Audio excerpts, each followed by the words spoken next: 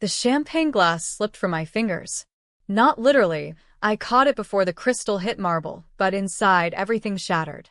The ballroom lights felt too bright, the violins too sharp, and Conrad's voice, smooth as aged whiskey, carried across the pre-gala dinner like a blade wrapped in velvet. She followed me like a lost dog. I froze near the balcony entrance, one hand still on the doorframe, the jasmine-scented air suddenly choking. Begging for attention, he continued, and I could hear the grin in his voice without even seeing his face. I figured, why not throw her a bone? Every man needs a loyal pet. Laughter erupted from his circle. Investors, business partners, people whose children I'd babysat, people whose careers I'd championed at dinner parties while Conrad took credit for my connections. The Langford Mansion's gold-trimmed walls closed in. My silk gown, the one I designed myself, the one that made me feel radiant for the first time in months, suddenly felt like a costume. Like I was playing dress-up in someone else's life. I should have cried. I should have screamed. I should have walked over there and thrown my champagne in his smug face. Hi viewers, kindly tell us where you're watching from and what time it is. Warm welcome to the family. Enjoy the story. Instead, I smiled. Not the pretty smile Conrad liked, the one that made donors open their wallets and photographers snap approving shots. This smile felt different. Cold. Deliberate. Like the first breath after someone holds you underwater too long. I turned and walked back into the ballroom, my heels clicking against marble with perfect rhythm. I greeted the journalist I'd been heading toward, laughed at her joke about Manhattan real estate, and didn't look at my husband once. But inside, something fundamental shifted. Conrad Alden had built his empire on charm, on making people feel important while quietly making himself indispensable. He collected friends like trophies and treated his wife like the centerpiece, beautiful, silent, decorative. For 8 years, I'd played that role. I'd organized his galas, smoothed over his mistakes with investors, turned his cold business deals into warm publicity. I'd made him look human. And tonight, in front of Manhattan's elite, he'd called me a dog. The dinner blurred after that. I ate nothing. I smiled at everyone. I excused myself early, citing a headache, which wasn't entirely a lie. My skull felt like it might crack open from the pressure of keeping everything locked inside. Conrad didn't even notice me leave. I drove home alone, the city lights streaking past my window like falling stars. Our penthouse overlooked Central Park, all glass and steel and expensive emptiness. I'd decorated it. He'd bought it. That night, I didn't sleep. I sat in Conrad's home office, the one he thought I never entered, and opened his laptop. The password was embarrassingly simple. Alden Capital 2019. The year he'd made his first billion. Files. Hundreds of them. Investment portfolios, acquisition plans, foundation documents. And there, buried in a folder labeled Legal Foundation Control, I found something that made my heart stop. My name. Vivian Alden listed as a silent partner on the Alden Foundation assets. Tax documents bearing my signature, signatures I'd never actually signed. He'd forged them. Used my identity to secure assets, to create legitimacy, to protect himself legally while keeping me in the dark. He thought I was too simple to notice.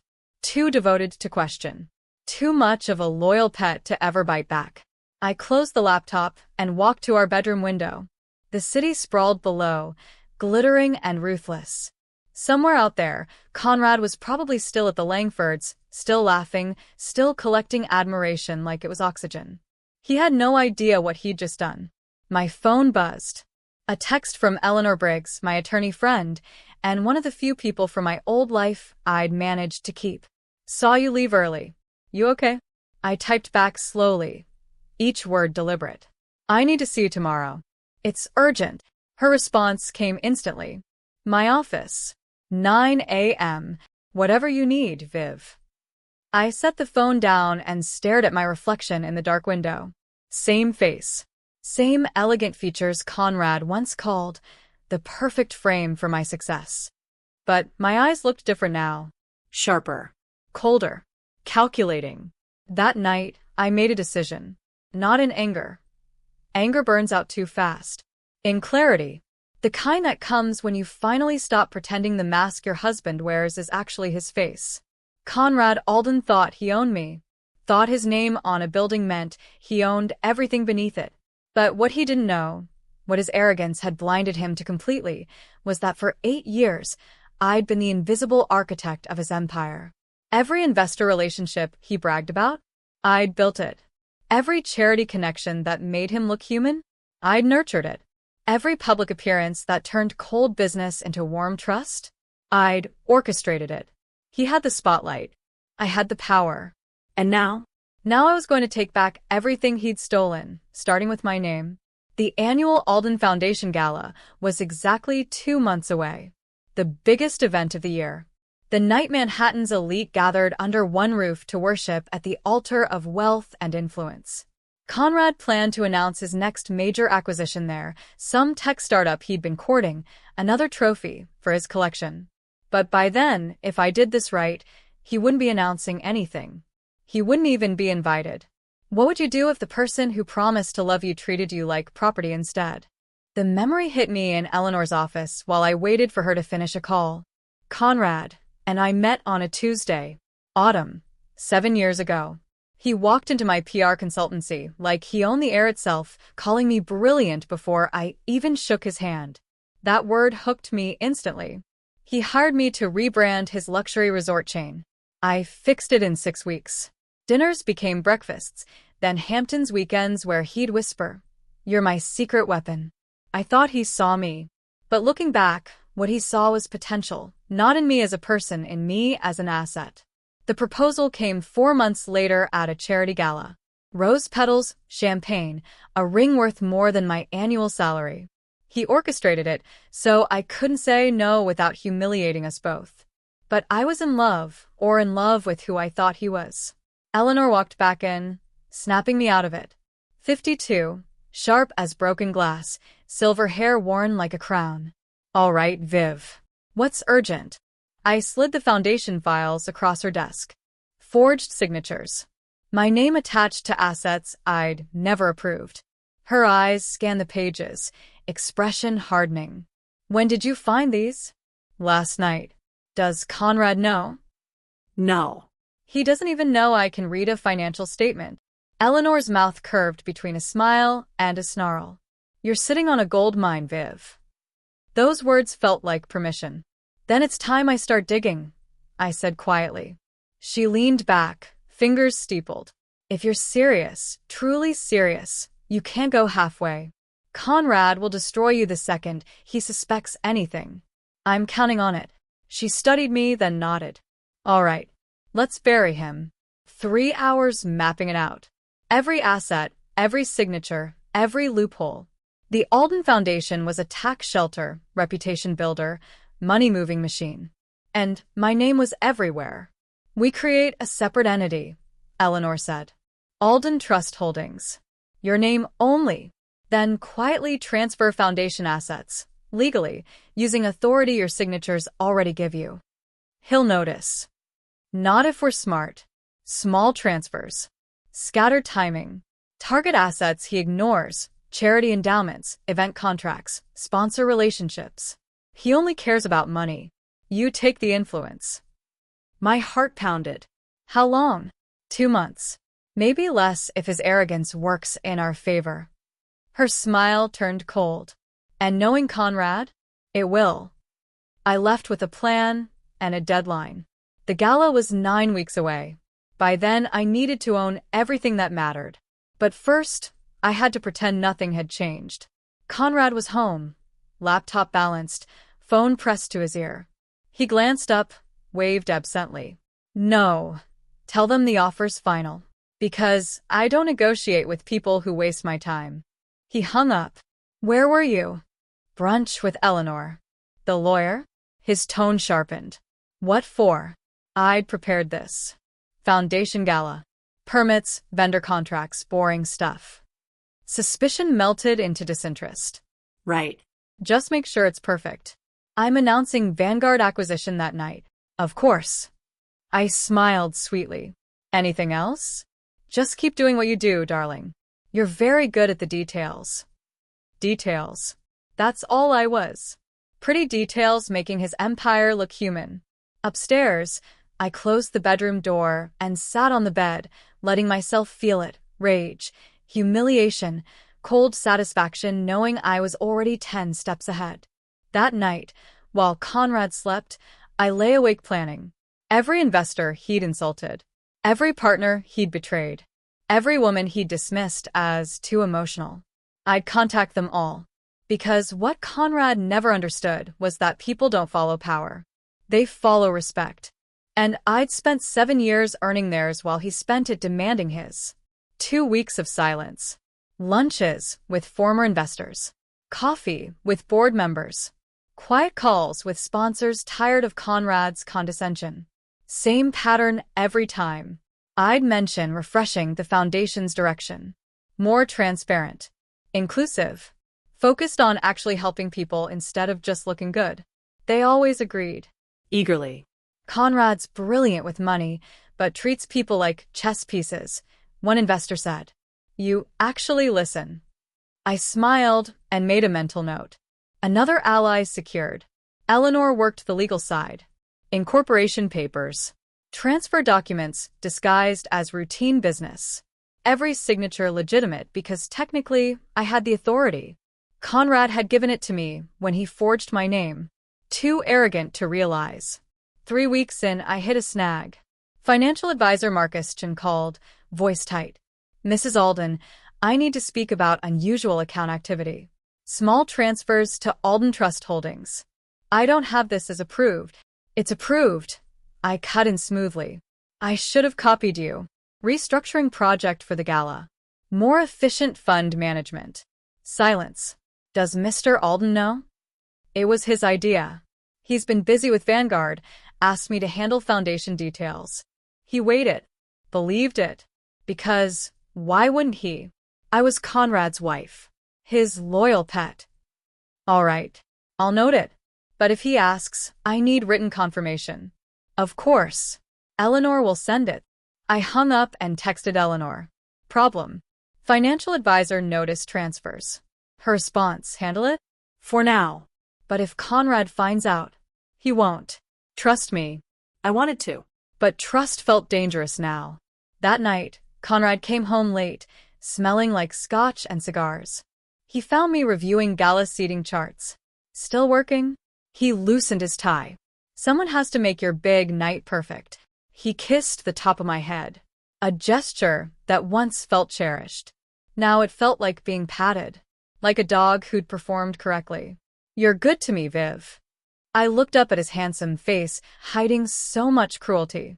I try. I know I can be difficult. Demanding. But it's only because I want the best. For us. For us. As if we were partners. As if my name meant anything beyond convenience. I understand, I said softly. He smiled, that easy, charming smile, and left for a shower. I sat alone, staring at the seating chart. Conrad's name at the head table. Surrounded by investors, politicians, people who'd applaud whatever he said. I picked up my pen and drew a single line through his name. Then I wrote mine in its place. Have you ever smiled at someone while planning their downfall? The foundation board meeting happened on a Thursday. Conrad didn't attend. He never did. Board meetings were bureaucratic theater. Beneath him. Which meant he had no idea I'd called this one. 7 board members sat around the conference table. I'd served coffee and pastries myself, playing gracious hostess. But today, I wasn't Conrad's wife. I was the woman whose name was legally attached to everything in this room. Thank you all for coming. I began, standing at the head of the table, where Conrad usually sat when he bothered showing up. Margaret Whitmore, the eldest member, smiled warmly. Of course, dear.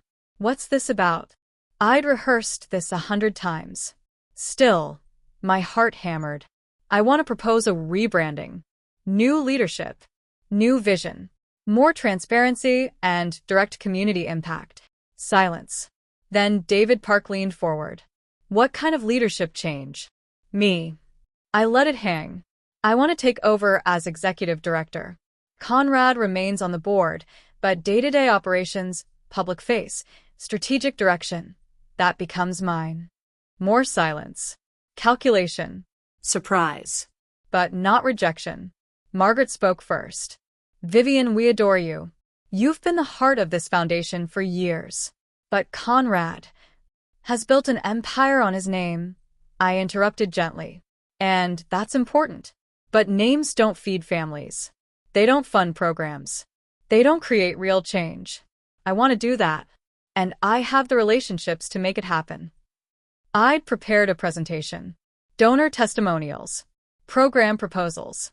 Letters from community leaders who'd worked with me directly. Evidence that while Conrad provided money, I provided meaning. By the end, even David Park was nodding. I'll support this, Margaret said finally. On one condition. Conrad has to approve it. My stomach tightened. Of course. I'll discuss it with him. Except I wouldn't. Not yet. Because the moment Conrad suspected I was building something separate, he'd crush it. I needed more leverage first. After the meeting, I sat alone staring at the Foundation's mission statement. Words Conrad had hired someone to write. Words that sounded noble but meant nothing beyond tax benefits. My phone buzzed. Eleanor. Board vote? Conditional approval. Need Conrad's sign-off. Don't ask him. Forge it. I stared at that message. The same thing he'd done to me. That's illegal. So, was using your identity without permission. Fight fire with fire, Viv. I pocketed my phone without responding. But the idea stuck. Ugly. Tempting. Justified. Over the next 3 weeks, I worked both sides. Publicly, still the dutiful wife. Attended Conrad's dinners, smiled for photos, played my role perfectly. Privately, I was building an empire he couldn't see. Alden Trust Holdings grew quietly. Eleanor helped me acquire small shares in companies Conrad had invested in. Nothing large enough to trigger alerts. Just enough to establish presence. I contacted every investor Conrad had burned. There were more than expected. He called me incompetent in front of my entire team, one woman told me over wine. Because I questioned one projection. He stole credit for my strategy, another man admitted. Presented it like his idea. Every story fed my resolve. This wasn't just revenge. It was correction. Taking power from someone who'd abused it and redistributing it to people who'd earned respect. 5 weeks before the gala, Conrad came home with a gift. A diamond bracelet. Obscenely expensive. For you, he said, fastening it around my wrist. Because you've been working so hard. I looked at the diamonds catching light like tiny trap stars. It's beautiful. You're beautiful. He kissed my neck. I don't say it enough, but I notice everything you do. You make my life better. I almost believed him. Then I remembered. He'd said those exact words to a journalist 2 days ago. Verbatim. It wasn't affection. It was a script. Thank you, I whispered. That night, I added the bracelet to my gala outfit. Not because I wanted to wear his gift. Because I wanted him to see it on me. Right before I took everything else away. For weeks out, the first crack appeared. Business reporter Jessica Mills called. Mrs. Alden, I'm doing a piece on power couples.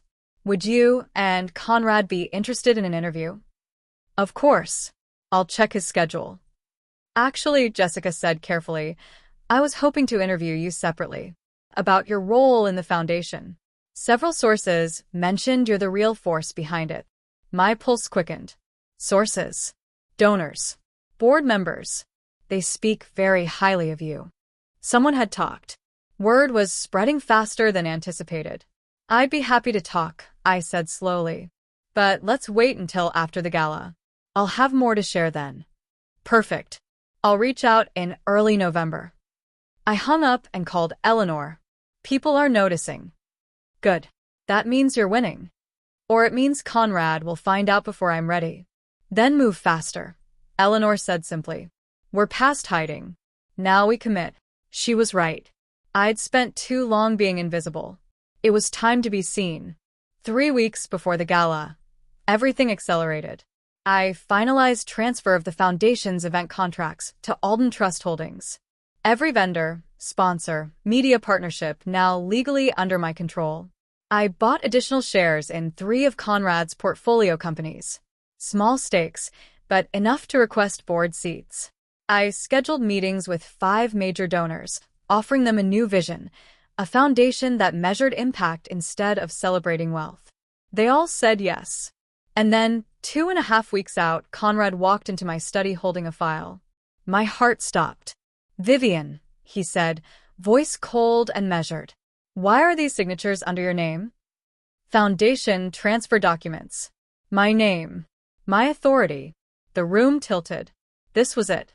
The moment everything could collapse. Then I smiled. Soft. Confused. Innocent. That's just paperwork for the gala, honey. Eleanor said venue contracts needed to be in my name for liability reasons. Something about insurance. I'd practiced this lie. Made it vague enough to sound bureaucratic. Boring enough to not warrant investigation. Conrad's eyes narrowed. Liability. For the foundation. In case something goes wrong at the event. I stood, walking over, placing my hand on his chest. "Is there a problem?" He stared at me, searching for deception. But all he saw was the woman he'd trained to defer. To trust his judgment. To never question. "No," he finally said, tossing the file onto my desk. "Just seemed unusual. Want me to have Eleanor explain it?" No.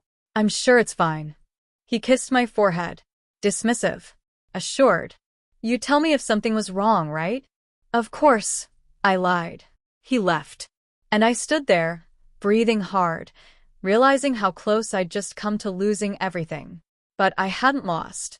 I'd won. Again. Because Conrad's arrogance was a weapon I could wield better than any legal document. That night, I texted Eleanor. He almost caught me, but he didn't. "You're too good at this, Viv." I stared at that message. Too good at this. At lying. At manipulation. At becoming exactly what I needed to be to survive him. Maybe that should have bothered me. It didn't. 2 weeks left. Gala invitations went out under my signature. Press releases announced an evening with the Alden Foundation. No mention of Conrad as host. He didn't notice. Too busy with Vanguard, too convinced the gala was just background noise to his big announcement. I spent those final weeks preparing, rehearsing my speech, finalizing partnerships. 10 days before the gala, I met with Richard Voss. He was 61, a former Alden capital investor, and according to my research, someone Conrad had publicly humiliated 3 years ago over a disagreement about ethical investment practices. We met at a quiet bistro in Brooklyn, far from Manhattan's business district. Far from anyone who might recognize us and report back to Conrad. Richard arrived 10 minutes early, which told me everything. He was hungry for this. "Mrs. Alden." He stood when I approached, shaking my hand firmly. "I have to admit, your call surprised me." I imagine it did. I sat across from him, ordering coffee before diving in. "I'll be direct, Richard. I know what happened between you and Conrad. I know he called your ethics naive idealism in front of the entire board. I know he forced you out." Richard's jaw tightened. He did more than that. He blacklisted me, told other firms I was emotionally unstable. Cost me 3 major opportunities. "I'm sorry. Are you?" His eyes were sharp. Assessing. "Or are you here because you want something?" I liked him immediately. Both can be true. He laughed, a short, bitter sound. "Fair enough. What do you want?" "I'm rebuilding the Alden Foundation. New leadership. New priorities. I need investors who actually care about impact, not just image. I need people Conrad burned who'd love to watch him lose for once." Richard leaned back, studying me. "You're going after your own husband." "I'm going after a man who's spent years treating people like property. Including me." "Does he know?" "Not yet." Silence stretched between us. Then Richard smiled. Slow. Satisfied. "How much do you need?" "I'm not asking for money. I'm asking for your name. Your reputation. If you back this publicly, others will follow." "When?" The gala. 2 weeks from tomorrow. I'm announcing the new foundation structure that night. If you're there, standing with me, Conrad will implode, Richard finished. In front of everyone. Yes. He was quiet for a long moment. Then he extended his hand across the table. Count me in. I've been waiting 3 years to watch that arrogant bastard fall. I shook his hand, feeling the weight of it. Another ally. Another piece of the plan clicking into place. Over the next week, I met with 4 more investors. 2 women Conrad had dismissed as too emotional for high-stakes business. One man he'd cheated out of a promised partnership. Another he'd simply ignored until the investor took his portfolio elsewhere. All of them said yes. By 8 days out, I had a coalition. Quiet. Strategic. Ready to move the moment I gave the signal. Eleanor called it building a shadow empire. I called it taking back what was mine. But the closer we got to the gala, the more paranoid I became. Every time Conrad looked at me, I wondered if he knew. Every phone call that lasted too long. Every time he asked about the gala, my heart raced. You're anxious, he observed one morning over breakfast. Everything okay? Just want the gala to be perfect. It will be. You always deliver. He returned to his newspaper, already losing interest. I watched him read. This man I'd once loved, and felt nothing. Not anger. Not sadness. Just cold, clear purpose. 7 days out, a journalist contacted me. The same one from before, Jessica Mills. Mrs. Alden, I hate to bother you before the gala, but I'm hearing rumors. About foundation restructuring? A leadership change. My blood froze. Where did you hear that? Multiple sources. Off the record. They say you're planning something big. Someone had leaked. One of the board members? An investor? Jessica, I said carefully, I'll give you the full story, but not until after the gala. If you publish anything before then, you'll ruin the announcement. And trust me, you want to be there for this. A pause. Then, exclusive, front row seat, full interview, everything. Deal. But Vivian, whatever you're planning, be careful. Conrad Alden doesn't lose gracefully. I'm counting on it, I said and hung up. That night I told Eleanor about the leak. It doesn't matter, she said. We're too close now. Even if Conrad finds out tomorrow, he can't stop it. The contracts are transferred. The board voted. Legally, you own the foundation's operational authority. He'll fight it. Let him. Publicly fighting his own wife over a charity. He'll look like a monster. She was right, but it didn't stop the fear. Because I knew Conrad. When cornered, he didn't retreat. He destroyed. 5 days out, Conrad came home early. Unusual. He found me in the bedroom, reviewing my gala speech for the 100th time. We need to talk, he said. My stomach dropped. About the Vanguard deal. It's happening faster than expected. I might announce it at the gala after all. Relief flooded through me. This wasn't about the foundation. That's wonderful. Which means I need to adjust the program. Push my speech earlier. Maybe cut some of the foundation presentation short. No, I said, too quickly. He frowned. No. I mean, the foundation presentation is the heart of the event. Donors expect it. Cutting it would be a mistake. Viv, this deal is worth $300 million. The foundation can take a back seat for one night. The foundation, I said slowly, is the only reason people show up. They come for the charity, Conrad. Not for your business deals. His expression darkened. Careful, darling. I'm just saying. You're just saying I don't know my own event? His voice was dangerously quiet now. Is that what you're saying? I'd pushed too hard. Revealed too much urgency. No. Of course not. You're right. I softened my tone. Backed down. Played the role he expected. Do whatever you think is best. He studied me for another moment, then nodded. Good. I'll let the event coordinator know. He left. And I sat there, heart pounding, realizing how fragile this all was. One wrong word, one suspicious moment, and everything could still collapse. But I was so close now. For days. 96 hours. I just had to hold on. 3 days before the gala, Eleanor and I did a final legal review. Every document, every signature, every contingency. If he challenges this, I asked, could he win? In court? Maybe. Eventually. But it would take months. And by then, public opinion will have already decided. You'll be the wronged wife who rebuilt a charity while he was off making billions. He'll be the arrogant husband who tried to steal it back. He'll hate me. He already doesn't respect you. What's the difference? She was right. Respect and hate weren't opposites. Indifference was. And Conrad had been indifferent to me for years. 2 days out, I got my dress ready. Black velvet.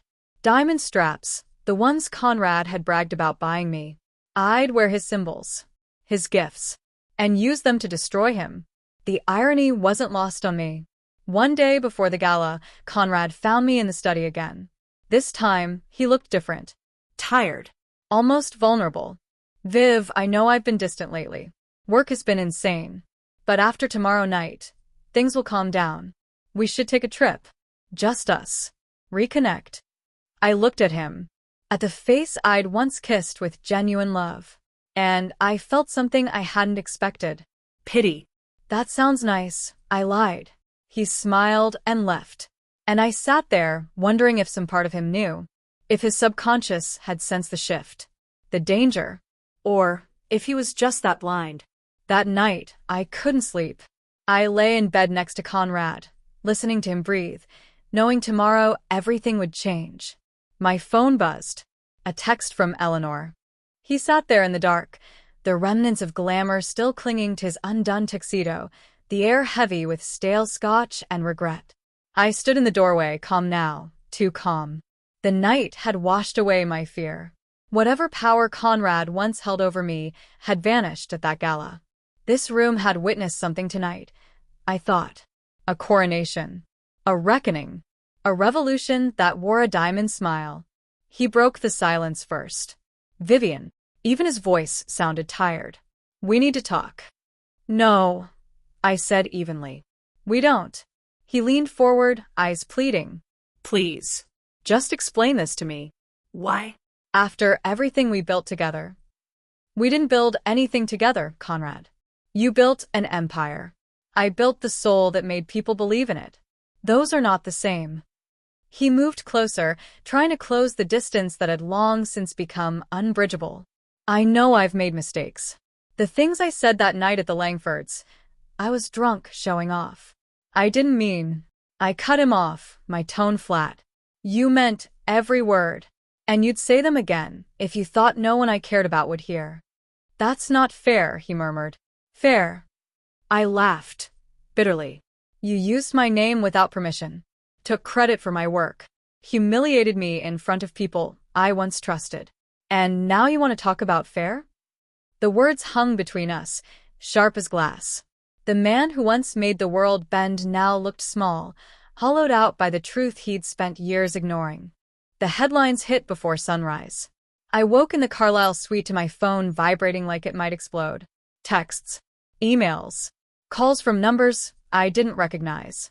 I ignored them all and opened the news. Manhattan's quiet revolution. Vivian Alden takes control. New York Times. The wife who outplayed Wall Street's golden boy. Forbes. From shadow to spotlight. How one woman reclaimed her empire. Vogue. They'd used the photo from last night.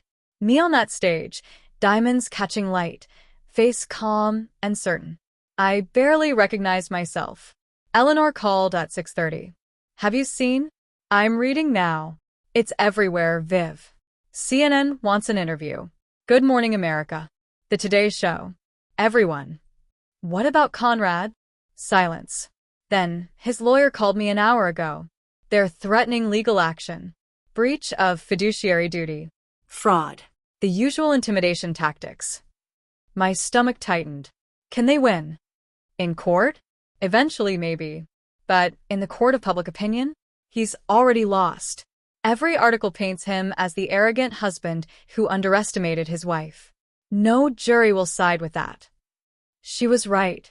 But knowing Conrad, he'd fight anyway. Not because he could win.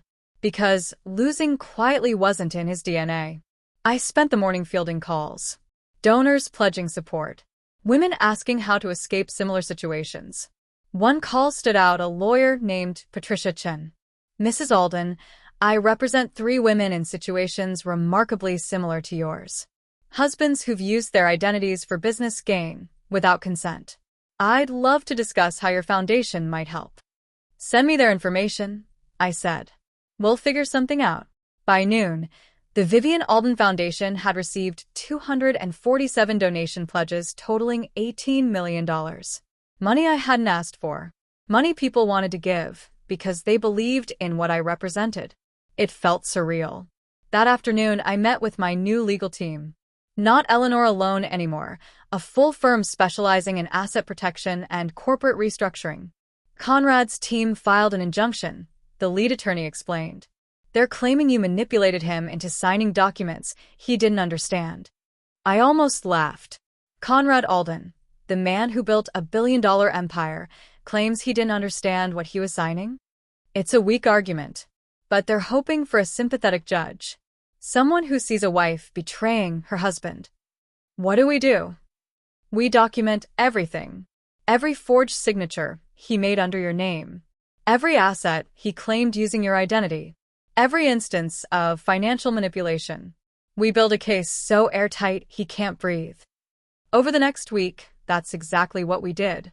I provided emails, bank statements, contracts bearing my forged signature, testimony from board members about Conrad's controlling behavior, evidence that he'd systematically erased my contributions while benefiting from my work. The deeper we dug, the uglier it got. He's been doing this for years, one attorney observed. Not just to you. To employees, partners, anyone he perceived as beneath him. Can we use that? Absolutely. It establishes pattern. Shows this wasn't about marriage, it was about power. Meanwhile, the media circus intensified. Jessica Mill's article went viral. Other journalists started investigating Conrad's business practices. Former employees came forward with stories of manipulation, credit theft, hostile work environments. The Golden Boy was tarnishing in real time. 2 weeks after the gala, Conrad requested a meeting. Neutral location. Lawyers present. Eleanor advised against it. He'll try to manipulate you. Make promises he won't keep. I know. But I want to hear what he has to say. We met at a law office in Midtown. Conrad arrived looking thinner, older. The confidence I'd lived with for 7 years had evaporated, replaced by something desperate. Vivian, he started, but I cut him off. Let's keep this professional. Your lawyer can speak. His attorney, a silver-haired man named Douglas, cleared his throat. My client is willing to settle. You return operational control of the foundation. He drops all legal action and you both walk away. No, I said simply. Mrs. Alden, be reasonable. I am being reasonable. Your client forged my signature. Used my identity without consent. Built his reputation on my labor. And now he wants me to give it back because he's embarrassed? No. Conrad leaned forward. Viv, please. This is destroying everything I built. Everything we built, I corrected. And you destroyed it yourself the moment you called me a dog in front of our friends. He flinched. I apologized for that. You apologized for getting caught. Not for believing it. Douglas tried again. What would it take for you to settle? I looked at Conrad. Really looked at him. This man I'd loved. This stranger I'd created a life with. Nothing, I said. There's nothing you can offer that I want. Because I already have what matters. My name, my work, and my freedom. We left 20 minutes later. No settlement. No compromise. Just clarity. That night, Eleanor and I celebrated, with wine on my new apartment balcony. I'd found a place in the West Village, smaller than the penthouse, but mine. Completely mine. He's not going to stop, Eleanor said. You know that, right? I know. But neither will I. She raised her glass. To the long fight. To winning it, I replied. The message from Richard Voss came 3 days later. Simple. Direct. The board wants to meet. Tomorrow, 2 p.m. They're voting on something big. I arrived at Alden Capital's headquarters, Conrad's building, feeling strange. I'd been here hundreds of times, but never as an adversary.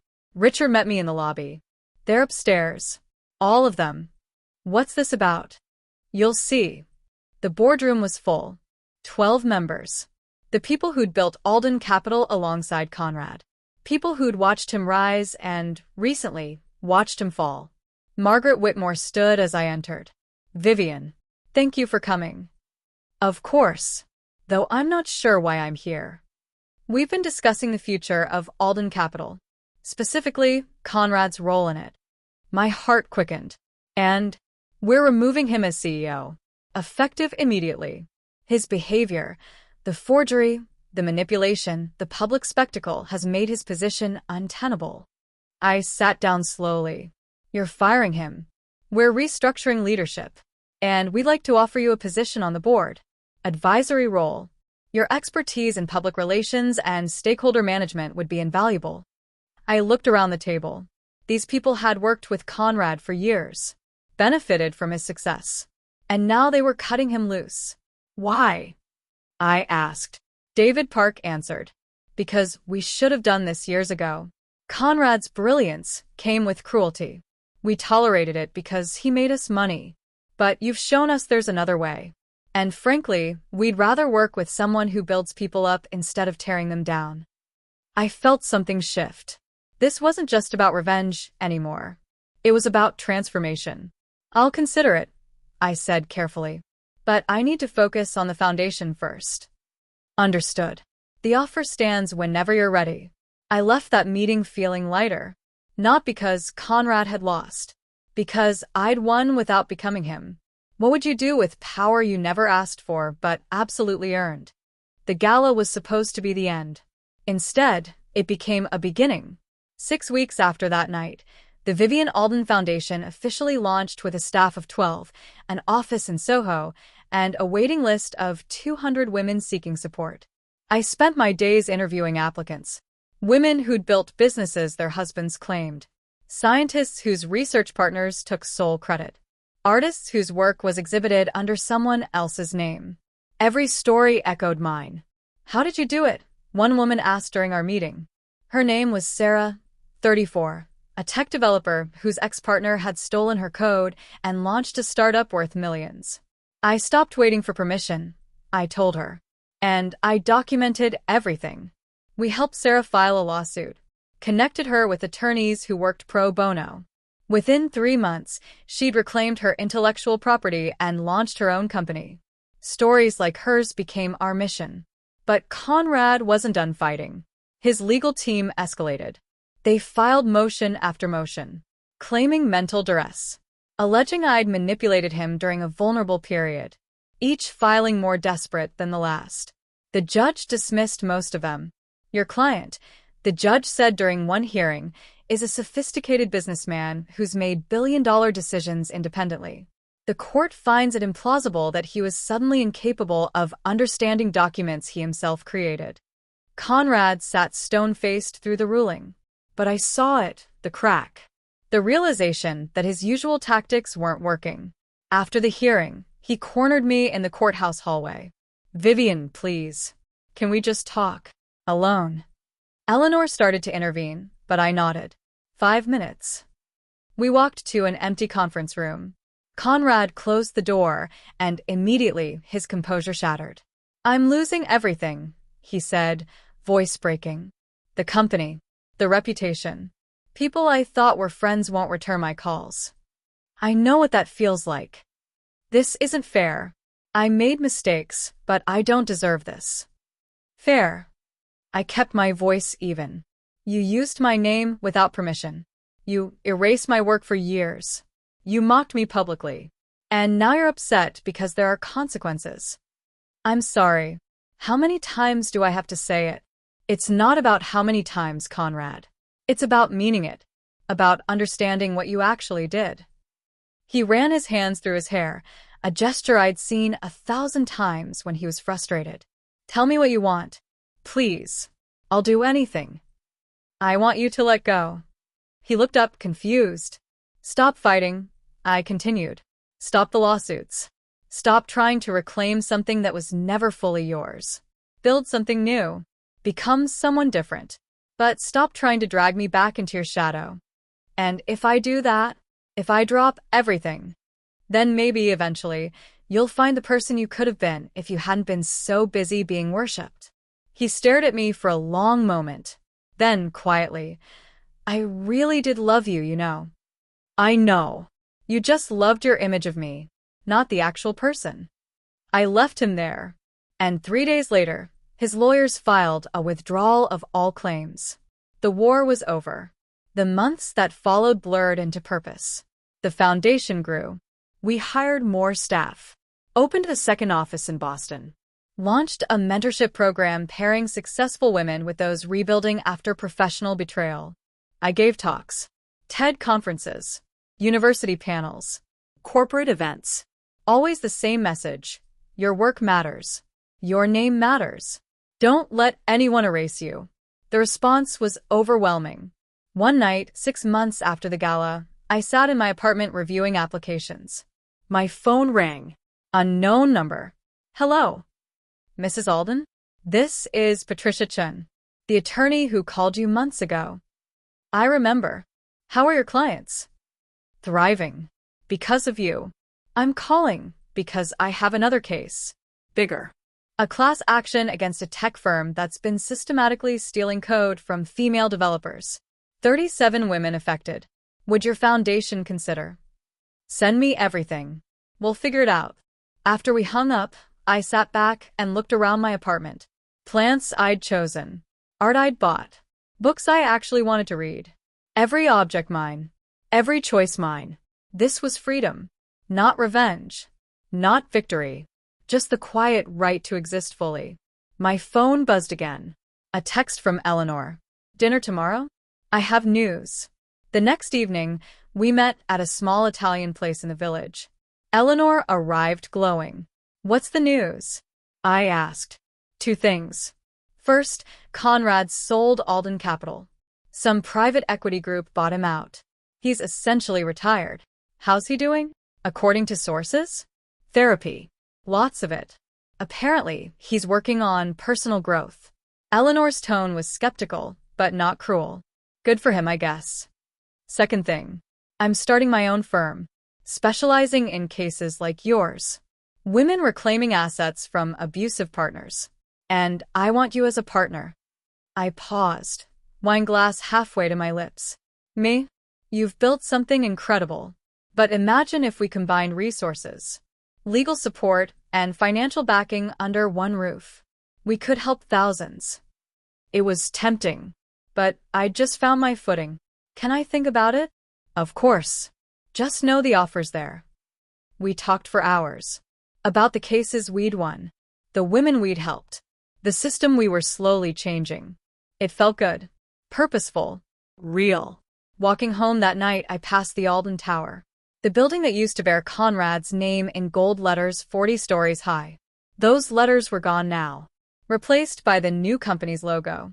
I stood there for a moment, remembering the woman who used to walk past this building feeling small, feeling invisible. She seemed like someone from another life. A text arrived. Conrad, I saw you interviewed in Forbes. You looked happy. I'm glad. I stared at those words. No manipulation. No demand. Just simple acknowledgement. I typed back slowly. Thank you. I hope you find your happiness too. It wasn't forgiveness, but it was release. The final weight lifting. I deleted his number after sending the message. Not out of anger. Out of completion. That chapter was done. And I had so many more to write. Have you ever realized the person you became was always who you were meant to be? 1 year after the gala, the foundation threw its own event. Not at the Rothschild Ballroom. Somewhere smaller. More intimate. A gallery space in Brooklyn where we'd hosted 60 women. All founders, all survivors of professional erasure, all thriving now. Sarah, the tech developer, launched her app that night. It went viral within hours. Patricia Chen's class action settled for $42 million. The women split it equally. A novelist whose husband published her manuscript under his name finally released her work. It hit the bestseller list in 2 weeks. Story after story. Victory after victory. I stood near the back, watching them celebrate, and felt something I hadn't expected. Peace. Not the quiet kind. The kind that hums. That vibrates with purpose. Margaret Whitmore found me. You should be up there. This is your moment. It's their moment. I'm just the one who opened the door. You did more than that, dear. You showed them it was possible. Later, during speeches, Sarah called me to the stage. I tried to decline, but the crowd insisted. A year ago, I began, surprised by how steady my voice was. I stood on a different stage and announced something that terrified me. I thought I was burning my life down. Instead, I was clearing ground for something better. Applause. I continued. Everyone here has done the same. You've walked away from situations that diminished you. You've reclaimed work that was stolen. You've refused to stay small. And because of that, you're not just surviving, you're building empires. More applause. But I wasn't done. There's something important I need to say. Revenge is satisfying, but it's temporary. What lasts is what you build after. The relationships, the purpose, the choice to become someone you're proud of. I looked out at those faces. Women who'd trusted me with their stories. That's what we're doing here. We're not tearing anyone down. We're lifting each other up. And that's a revolution that actually lasts. The standing ovation felt different from the galas. Less about spectacle. More about recognition. These women saw me. Really saw me. And I saw them back. After the event, I walked along the Brooklyn Bridge. The city glittered across the water. Manhattan's impossible skyline, beautiful and ruthless, as ever. My phone rang. A number I didn't recognize with a California area code. Hello. Vivian Alden? This is Marcus Reed. I'm a producer for a documentary series about women who've transformed industries. We'd love to feature your story. A year ago, I would have panicked. Refused. Hidden. Send me the details, I said. I'll consider it, because I wasn't hiding anymore. The documentary filmed over 3 months. They interviewed Eleanor, Margaret, Richard Voss, the women from the foundation. They even reached out to Conrad. He declined, but his former assistant agreed to participate. She told stories I'd never heard, about how Conrad would draft speeches I'd written and present them as his own work. How he'd tell investors ideas were his when I'd proposed them over dinner the night before. She was brilliant, the assistant said on camera. But he needed everyone to think the brilliance was his. When the documentary premiered, it sparked conversations everywhere. Corporate boards started auditing how they credited work. Law firms created task forces addressing professional erasure. Universities added courses on equitable partnership. The ripple effect was staggering. But the moment that mattered most came quietly. A woman named Julia reached out through the foundation's website. She was 19, a college sophomore whose professor had stolen her research. I saw your story, she wrote, and I realized I don't have to accept this. Can you help me? We did. We connected her with attorneys, helped her file a complaint with the university. Within 6 weeks, the professor was under investigation and Julia's work was properly credited. She sent me a video message afterward. Thank you, she said, tears streaming. You showed me I'm allowed to take up space. That my work matters. I won't forget that. I watched that video 3 times. And I realized this was what I'd been fighting for. Not to destroy Conrad. Not even to reclaim my own power. To make sure the next generation wouldn't have to fight this same battle alone. 2 years after the gala, I stood in my apartment, packing. Eleanor was moving her firm to a bigger office. She'd asked me to join as a full partner. This time, I said yes. We were combining the foundation and the legal practice. One organization dedicated to complete support, financial, legal, emotional. We're calling it Alden and Briggs, Eleanor had said. Your name first. Always. I'd cried. Actually cried. Because that's what I'd wanted all along. Not to erase Conrad's name. To have mine stand beside it. Equal. Acknowledged. As I packed, I found the diamond bracelet. The one Conrad gave me the morning of the gala. I hadn't worn it since that night. I should have thrown it away.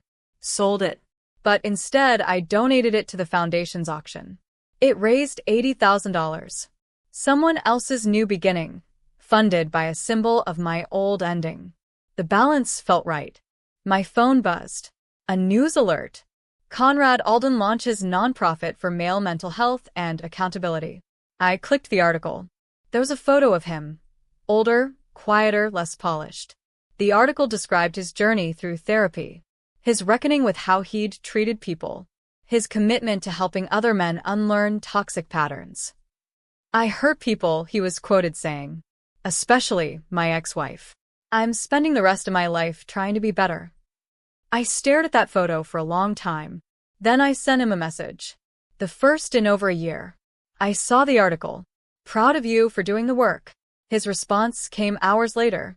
Thank you. That means more than you know. I hope you're well. I am. Truly. And I was. Not because he'd changed. Because I had. What does freedom feel like when you finally stop carrying someone else's weight? 3 years after the gala, I got a call that changed everything. Ms. Alden? This is Catherine Morrison from the MacArthur Foundation. We'd like to inform you that you've been selected as a MacArthur Fellow. A genius grant. $625,000. No strings attached. For what? I asked, genuinely confused. For your work dismantling systems of professional erasure and creating sustainable support for women reclaiming their intellectual property and professional identities. I sat down hard. That money transformed the foundation. We opened 4 more offices, hired a full-time investigative team, created a legal defense fund that helped 300 women in the first year alone. The work was relentless, beautiful, exhausting, but it was mine. One afternoon, 5 years after the gala, I was reviewing case files when my assistant knocked. There's someone here to see you. Says it's personal. Who? He wouldn't give a name. Just said you'd remember him. Curious, I walked to the lobby. Conrad stood there. He looked different. Not just older, softer somehow. The hard edges worn down. Hi, he said quietly. Hi. I know I should have called first, but I was in the neighborhood and can we talk? 5 minutes. I almost said no. Then I remembered I wasn't afraid of him anymore. 5 minutes. We sat in a conference room. Silence stretched between us like scar tissue. I've been following your work, he finally said. The foundation.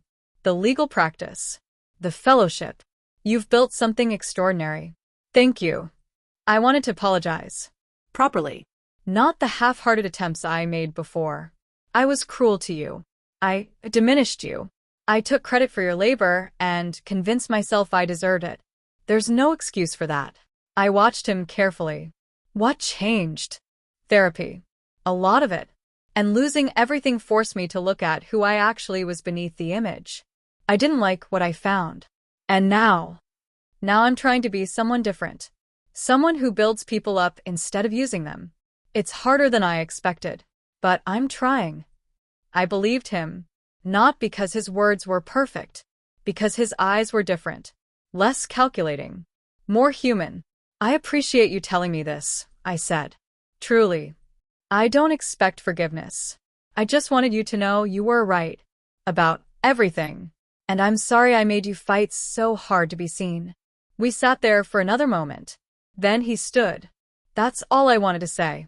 Thank you for listening. He left. And I sat alone in that conference room, processing. 5 years ago, his apology would have meant everything. Now it was just acknowledgement. Important but not transformative. I'd already transformed myself. That night, I met Eleanor for dinner. I told her about Conrad's visit.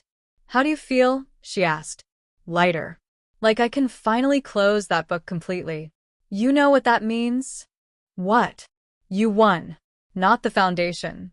Not the money. You won yourself back. She was right. The victory wasn't in Conrad's downfall. It was in my rise. In remembering who I was before he made me forget. 7 years after the gala, Exactly 14 years since I'd met Conrad, the foundation celebrated its biggest success. We'd helped over 2,000 women reclaim assets, credit, or intellectual property. The legal precedents we'd set were being used nationwide. 3 states had passed laws specifically addressing professional erasure in partnerships. The movement had grown beyond me. At the celebration, a young woman approached. 23, a software engineer. Ms. Alden? I just want to say thank you. My boyfriend was trying to add his name to code I'd written. I was going to let him, because I didn't think I had a choice.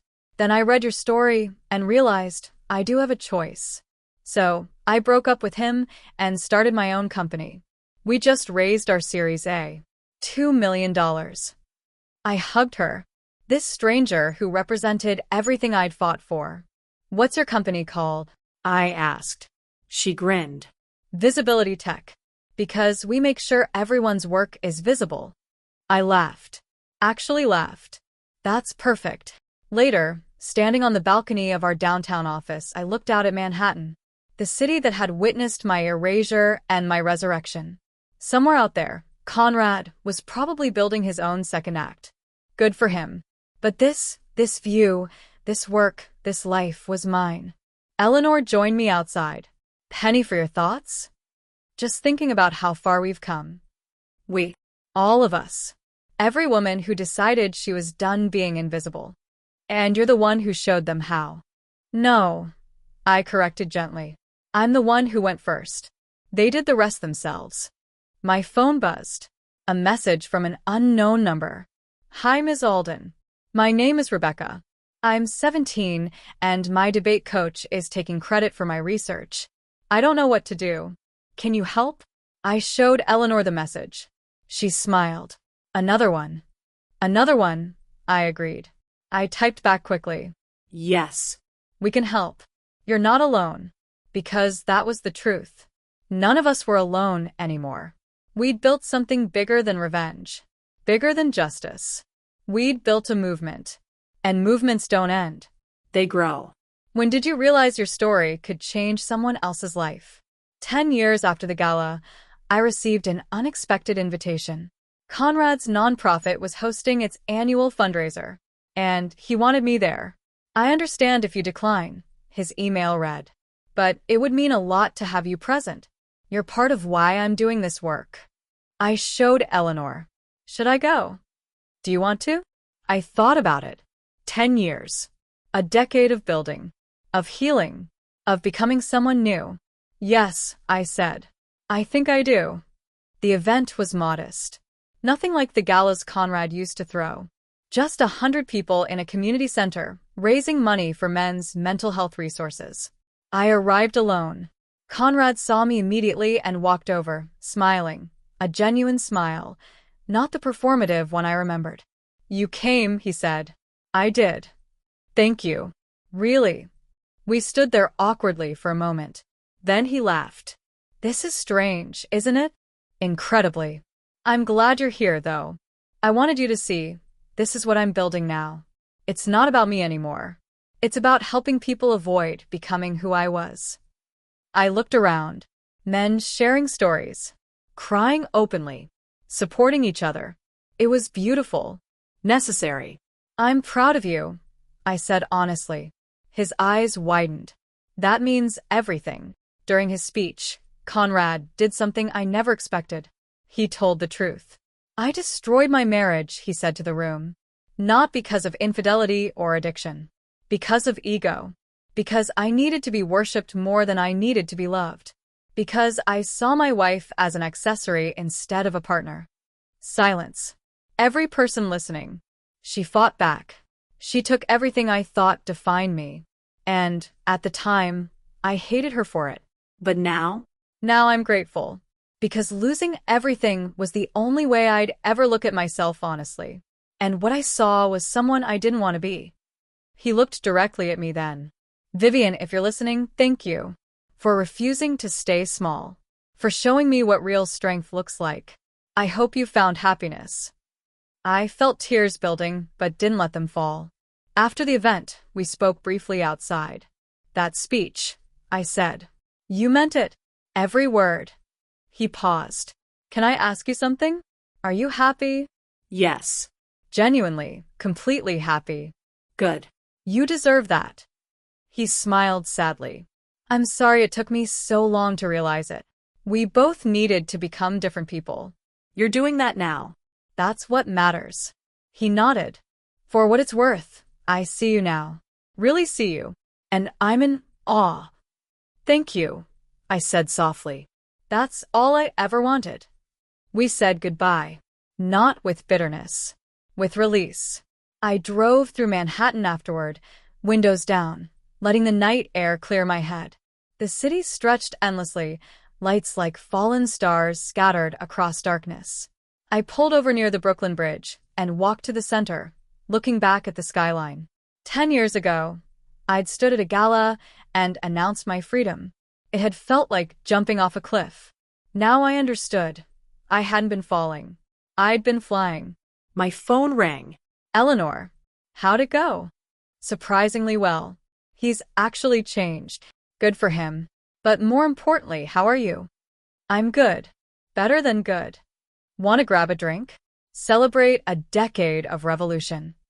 I laughed. Absolutely. We met at our favorite wine bar, the place we'd planned so many strategies over the years. It felt full circle. 10 years, Eleanor mused. Remember when you walked into my office with those files, terrified but determined? I was convinced I'd lose everything. You did lose everything. Then you built something better. She was right. I'd lost the penthouse, the society position, the performance of perfect marriage. But I'd gained myself. Here's to the next 10 years. Eleanor raised her glass. To helping 10,000 more women. To changing the system, I added. We drank deeply. Later, walking home through Greenwich Village, I passed a bookstore window. My book was displayed prominently, From Shadow to Spotlight, a memoir. I'd written it 5 years ago, detailing everything. The marriage, the erasure, the fight, the transformation.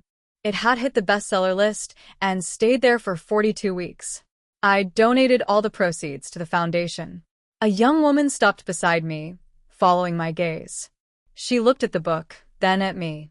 Her eyes widened. Oh my God. You're Vivian Alden. I am. Your story, thank you. I was in a relationship where my partner was taking credit for everything I did. Your book gave me the courage to leave. I'm starting my own business now. I felt that familiar warmth. The reminder of why I'd fought so hard. What kind of business? Sustainable fashion. I design clothes from recycled materials. That's incredible. If you ever need support, reach out to the foundation. We can help. She hugged me.